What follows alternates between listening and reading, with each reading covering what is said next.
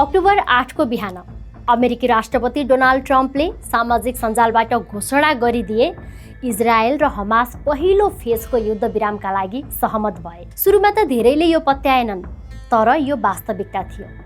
राष्ट्रपति डोनाल्ड ट्रम्पले यस्तो लक्ष्य हासिल गरे जुन उनीभन्दा अघिका राष्ट्रपति जो बाइडेनले निकै कोसिस गर्दा पनि सकेका थिएनन्। सन् 2025 को सुरुमा युद्ध विराम भएर पनि मार्चमा पुनः युद्ध सुरु भएको थियो। यसपटक के त्यस्तो घटना भयो जसले इजरायल र हमास फेरि युद्ध विराम गर्न तयार भए?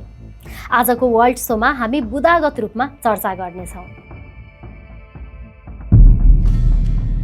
इजरायलका प्रधानमन्त्री बेन्जामिन नेतान्याहुसँग डोनाल्ड ट्रम्पको व्यक्तिगत सम्बन्ध निकै राम्रो छ। ट्रम्प भन्छन् कि अमेरिकाको इजरायल भन्दा नजिकको अर्को साथी छैनन्, अनि नेतान्याहु पनि भन्छन् ट्रम्प इजरायलको अहिलेसम्मकै ठूला मित्र हुन्। यतिको नजिकको सम्बन्ध व्हाइट हाउससँग यसअघि कहिल्यै थिएन।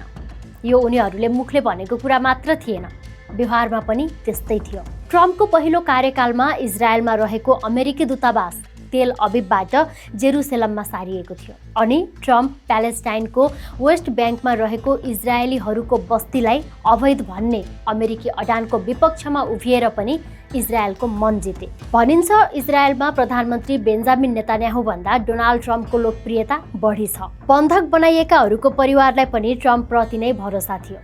ट्रम्पले मात्र युद्ध रोक्न र बन्धक बनाइएकाहरूलाई छुटाउन सक्छन् भन्ने आशा थियो। इजरायल र नेतान्याहुसँगको नजिकको सम्बन्धका कारण ट्रम्पले उनलाई दबाब दिन पनि सक्थे। गत जुनमा इजरायलले इरानमाथि एयर स्ट्राइक गरेदेखि नै ट्रम्पले इजरायलमाथि दबाब सिर्जना गर्न थालेका थिए। जुलाईमा इजरायलले सिरियाली सेनामाथि आक्रमण गर्यो। त्यस क्रममा एउटा क्रिस्चियन चर्चमा पनि बम खसाल्यो। त्यसपछि भने ट्रम्पले नेतान्याहुलाई कोर्स चेन्ज गर्न दबाब दिएका थिए। ट्रम्पले इजरायली प्रधानमन्त्रीको विश्वास राम्रोसँग जिते र उनीमाथि दबाब बढाइरहे। यसअघि कुनै पनि अमेरिकी राष्ट्रपतिले इजरायलका प्रधानमन्त्रीलाई यसरी आफूले भनेको मान्न दबाब दिने हैसियत बनाएका थिएनन्। तर नेतान्याहु सरकारसँग बाइडेनको सम्बन्ध कमजोर रह्यो। अमेरिकी नीति नै मध्यपूर्वमा इजरायललाई समर्थन गर्ने हो। त्यसो भन्दैमा इजरायलको युद्धको आचरणलाई अमेरिकाले समर्थन नै गर्नुपर्छ भन्ने थिएन। त्यसमा अमेरिकाका तर्फबाट दबाब पुगेको थिएन। बाइडेनले इजरायललाई समर्थन गरेका कारण गाजा युद्धलाई लिएर डेमोक्रेटिक गठबन्धनभित्र असन्तुष्टि बढेको थियो। बाइडेनले गाजा युद्धलाई लिएर जे कदम चाले त्यसले अमेरिकामा उनको समर्थक घटाउने नै काम गरे। ट्रम्प दोस्रो कार्यकालका लागि निर्वाचित भएको 8 महिनामा इजरायल हमास युद्धमा जे भयो त्यसले अमेरिकाको धेरै रणनीतिक उद्देश्यहरू पनि पूरा भइसकेको थियो। त्यसकारण पनि युद्ध विराम सम्भव भयो। एकातिर इजरायल पनि बाइडेनको पालामा युद्ध अन्त्य गर्न तयार थिएन। त्यसका कारण पनि युद्ध विराम ढिला भएको हो। गत सेप्टेम्बर 9 मा इजरायलले कतारको राजधानी दोहामा मिसाइल आक्रमण गरेको थियो। त्यो आक्रमणमा कतारी नागरिकको मृत्यु भएको थियो। त्यहाँ मारिनेहरू हमासका लडाकु थिएनन्। ट्रम्पले यसलाई इस्यु बनाए र नेतान्याहुलाई युद्ध अन्त्य गर्न दबाब दिए। ट्रम्पले इरानमा इजरायलको कारबाहीमा अमेरिकी सैन्य शक्ति प्रदान गरेका थिए, तर कतारमा इजरायलले आक्रमण गरेको भने ट्रम्पलाई पनि मन परेन। ट्रम्प अरबको पक्षमा लागे। त्यही नै युद्ध अन्त्य गर्नका लागि टर्निङ पोइन्ट बन्यो। ट्रम्पको खाडी मुलुकहरू साउदी अरेबिया, युएई र कतारसँग राम्रो सम्बन्ध छ। यसै वर्ष उनले यी तीनैवटा देशको भ्रमण गरेका थिए, जहाँ उनले युद्ध अन्त्यको मात्र कुरा गरे। मध्यपूर्वमा आउँदा पनि उनी इजरायल भने गएनन्। त्यसैले कतारमा आक्रमण गरेको 1 महिना नबित्दै नेतान्याहु कतारसँग माफी माग्नुपर्ने अवस्थामा पुग्यो। त्यसै दिन अर्थात् सेप्टेम्बर 29 मा नेतान्याहुले ट्रम्पको 20 बुँदे गाजा पिस प्लानमा हस्ताक्षर गरेका थिए। इजरायल 1000 भन्दा बढी प्यालेस्टिनी कैदीबन्दीलाई मुक्त गर्न तयार भयो। ट्रम्पको टर्कीका राष्ट्रपति र खाडी मुलुकका नेताहरूसँग नजिकको सम्बन्ध थियो। उनले यो सम्बन्धलाई इजरायल हमास बीचको युद्ध अन्त्यका लागि उपयोग गरे।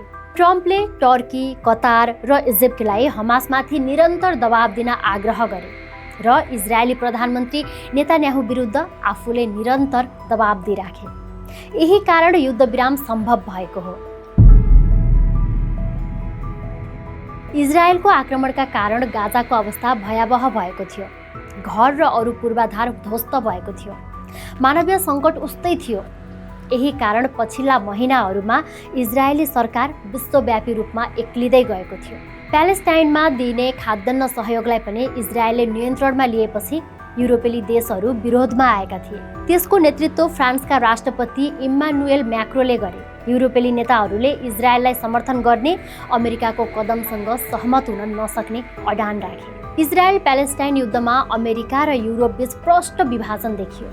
जब फ्रान्सले प्यालेस्टाइन राज्यलाई मान्यता दिने बतायो, ट्रम्प प्रशासनले त्यसको आलोचना गर्यो, तर बेलायतले फ्रान्सलाई समर्थन गर्यो। फ्रान्सेली राष्ट्रपति म्याक्रोले शान्ति योजनामा साउदी अरेबियाको संलग्नताको कुरा उठाए। युरोप र अरब देशहरूले हमासलाई गाजामा आफ्नो शासन अन्त्य गर्न र स्वतन्त्र राज्यको रूपमा प्यालेस्टिनी अथोरिटीलाई आफ्नो हतियार बुझाउन आह्वान गरे। अन्ततः ट्रम्प पनि युरोप र अरब एलायन्स विरुद्ध जान सकेनन्। यो कूटनीतिक रूपमा अरब र युरोपको जित थियो।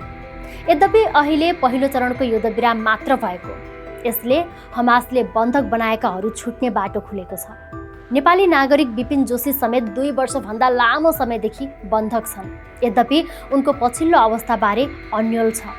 अब यसबारे पनि छिट्टै प्रष्ट हुनेछ। गाजामा मानवीय सहायता सामग्रीहरू जानेछ, तर यसलाई दिगो शान्तिमा पुर्याउन धेरै कामहरू बाँकी छ।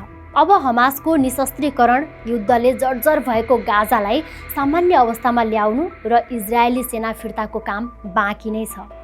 यस वर्षको सुरुमा पनि इजरायल र हमास बीच युद्धविराम भएको थियो, तर पहिलो चरणको युद्धविराम गत मार्चमा सकिएपछि पुनः युद्ध भएको थियो। त्यसैले अब पनि युद्ध हुँदैन भनेर विश्वास गर्ने बलियो आधार देखिँदैन।